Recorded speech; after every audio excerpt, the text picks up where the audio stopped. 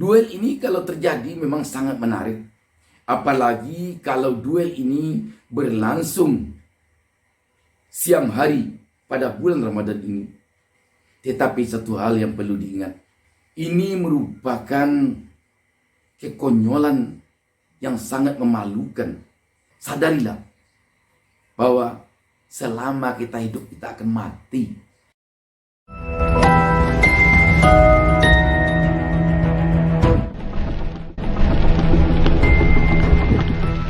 Assalamualaikum warahmatullahi wabarakatuh. Jumpa lagi dengan saya Bustami Narda. Saya doakan kepada Allah Subhanahu wa taala, Tuhan Yang Maha Esa, semoga seluruh penonton channel YouTube Bustami Narda selalu mendapat perlindungan dari Allah Subhanahu wa taala, Tuhan Yang Maha Esa, dan semoga selalu diberinya petunjuk ke jalan yang benar. Sahabat BN, rencana duel antara Novel Bahmumin dengan Denny Sregar menghebohkan jagat raya ini. Rencana duel atau adu jotos ini berawal dari tantangan dari Denny Sregar yang menantang Novel Bahmumin untuk duel. Dan tak lama kemudian tantangan ini dijawab oleh Novel yang mengatakan siap untuk melakukan duel dengan Denny Sregar. Informasi ini menggelinding di media sosial. Duel ini kalau terjadi memang sangat menarik. Apalagi kalau duel ini berlangsung siang hari pada bulan Ramadan ini. Tetapi satu hal yang perlu diingat. Ini merupakan kekonyolan yang sangat memalukan yang kita pertontonkan kepada masyarakat bangsa Indonesia dan juga kepada masyarakat dunia. Kenapa tidak? Di bulan Ramadan, di bulan yang maghfirah ini, di bulan yang disediakan oleh Allah Subhanahu wa taala, Tuhan Yang Maha Esa, untuk beramal sebanyak-banyaknya ini, kita malah mengatakan akan adu jotos, akan duel. Karena selama ini kita tahu antara Denny Sregar dan kelompoknya dengan Novel Bahmumin dengan kelompoknya adalah selalu bertentangan. Kalau ini dikembangkan terus isunya, walaupun kita yakin tidak akan terjadi duel ini membuat bangsa kita ini semakin rendah di kalangan masyarakat dunia. Kenapa tidak? Bagaimanapun dua orang ini telah dikenal selama ini di negara ini, walaupun keterkenalan mereka mungkin dalam berbagai pandangan, dalam berbagai sisi. Tetapi kok mau-maunya melakukan duel? Sebenarnya inilah yang membuat negara ini selama ini begini. Di satu sisi, para elitnya tidak mau mengalah, merasa menang terus, merasa benar terus. Di sisi lain, para elitnya juga merasa benang terus, tidak mau mengalah. Akhirnya, apa yang terjadi di kalangan elit merembet ke bawah ke akar rumput. Ketika prinsip tidak mau mengalah, merasa diri benar sendiri, inilah yang ketika sampai ke akar rumput, ke rakyat biasa, di sanalah terjadinya perpecahan. Dan ini asal muasal terjadinya berawal semenjak Pilpres tahun 2019. Ketika hanya ada dua pasangan calon presiden dan wakil presiden yang maju, bangsa ini seperti telah terbelah. Keterbelahan bangsa ini tidak ada sampai pada saat Pilpres saja. Tetapi ketika Pilpres telah usai, ketika pemimpin bangsa, presiden dan wakil presiden telah ditetapkan, masih saja keterbelahan ini terpelihara sampai sekarang. Bahkan bukannya berkurang, makin lama terasa semakin terbelah bangsa ini. Selalu saja seperti orang saling mengintai. Kenapa ini sampai terjadi? Kenapa kok pada pilpres sebelumnya tidak terjadi begini? Kita bukan ini pertama kali pemilihan langsung presiden dan wakil presiden. Semenjak Presiden SBY kita telah melakukan pemilihan langsung, tapi tidak terjadi keterbelahan seperti ini. Kenapa ini terjadi? Keterbelahan seperti ini tentu tidak ingin kita pelihara, walaupun kita terlambat sadar bahwa ini adalah fenomena yang bisa semakin mencabik-cabik bangsa ini. Bayangkan nanti di negeri ini kalau terjadi benar-benar ada dua kubu yang selalu bertentangan, yang selalu saling mengintai, akan jadi apa bangsa ini? Kita tidak menyesalkan, tetapi mungkin perlu kita evaluasi bahwa di awal-awal kepemimpinan Bapak Jokowi Ma'ruf Amin, harusnya yang pertama sekali dulu diperbaiki adalah persatuan dan kesatuan bangsa ini. Sebab apapun namanya, seorang presiden setelah dia terpilih menjadi presiden dan seorang wakil presiden yang telah terpilih menjadi wakil presiden, mereka yang berdua ini adalah presiden dan wakil presiden negara Republik Indonesia, bukan presiden dan wakil presiden orang-orang yang memilihnya saja.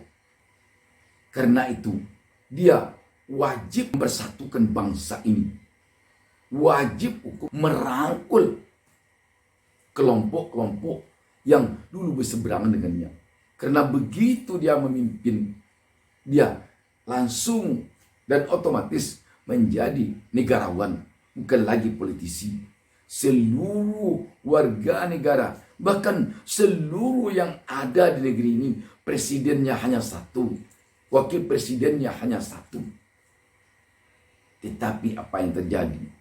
Kita seakan seperti memelihara kondisi ini, sehingga makin hari semakin tampak perpecahan ini. Oh, dikatakan karena negara kita ini dirusak oleh media sosial. Tidak juga.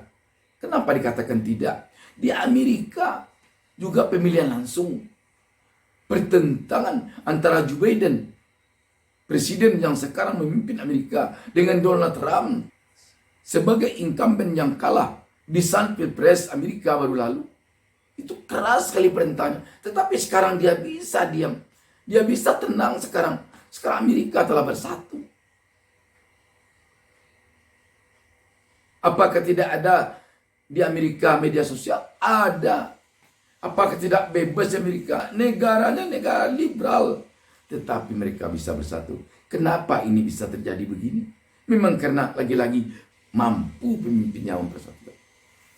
Apa yang harus kita lakukan supaya kita ke depan setelah nanti pemilu 2024 nanti kita bisa bersatu dengan hasil pemilu itu nanti? Saya melihat adalah sebagai berikut.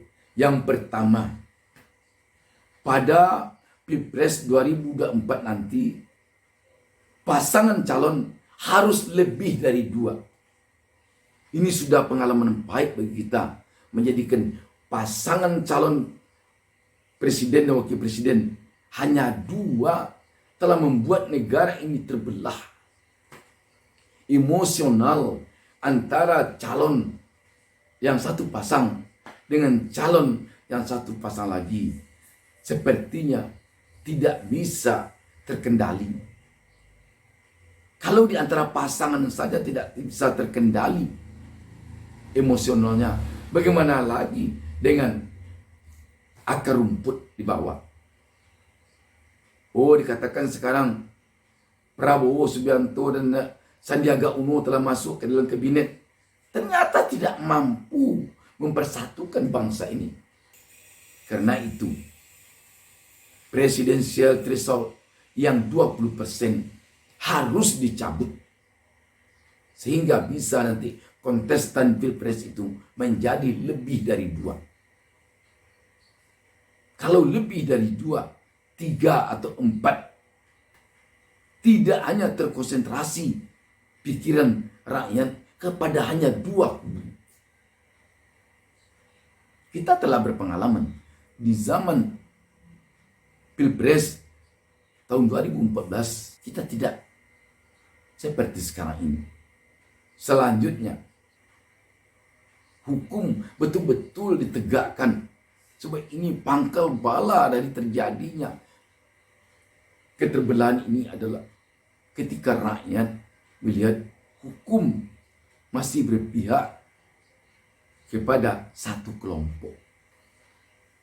Jadi mulai dari presiden, wakil presiden, sampai kepada para menteri, sampai kepada gubernur, bupati, wali kota, kepala desa, benar-benar harus menjadi pemimpin dan negarawan yang mempersatukan rakyatnya sesuai dengan tingkatan kepemimpinan masing-masing. Perbedaan yang ada ketika terjadi pilpres, ketika terjadi pemilihan umum legislatif, ketika terjadi pilkada gubernur, bupati, wali kota, dan pilkada kepala desa, haruslah hanya sampai pada saat penentuan siapa pemenang. Kalau sudah ditetapkan siapa pemenangnya, tidak ada lagi dendam, tidak ada lagi pertentangan. Siapa yang akan menjadikan itu adalah si pemenang. Di dalam politik, kita mengenal pemenang harus merangkul yang kalah, merangkul seluruh rakyat tanpa kecuali. Bagaimana cara merangkulnya? Merangkulnya dengan cara meratakan pembangunan, menegakkan hukum dengan syarat seadil-adilnya kepada seluruh rakyat tanpa kecuali. Dengan kondisi negara yang seperti sekarang, kita dapat merasakan ekonomi semakin ambruk, rakyat semakin menderita. Itu kita mendengar di Garut, satu keluarga diduga bunuh diri. Bayangkan, kenapa? Kita khawatir ini karena kepahitan hidup yang tidak tertanggungkan lagi oleh keluarga ini. Namun yang sangat disayangkan, para elit kita masih juga selalu perang opini, perang politik. Waduh, ingatlah, Anda itu nanti akan mempertanggungjawabkan jabatan Anda, kepimpinan Anda di yaumil mahsyar. Yakinlah, Anda, saya, kita semuanya tidak akan kekal dan abadi di dunia ini. Kita akan mati semuanya. Yang berumur 500 tahun saja kita tidak ada. Mengapa kita harus seperti orang yang akan hidup selamanya di dalam memperebutkan kekuasaan? Satu hal lagi yang perlu diwaspadai. Ketika bangsa ini seperti sekarang ini, yang akan mengambil kesempatan adalah komunis. Komunis itu di mana ada kemiskinan, di mana ada kekacauan, dia tumbuh subur di sana. Untuk itu, kalau tidak ingin kita komunis bangkit di negeri ini, mari kita hindari kekacauan, mari kita hindari kegaduhan, dan mari kita hindari kemiskinan. Sadarilah bahwa selama kita hidup kita akan mati. Semoga bangsa ini benar-benar bersatu ke depannya. Demikian. Assalamualaikum warahmatullahi wabarakatuh.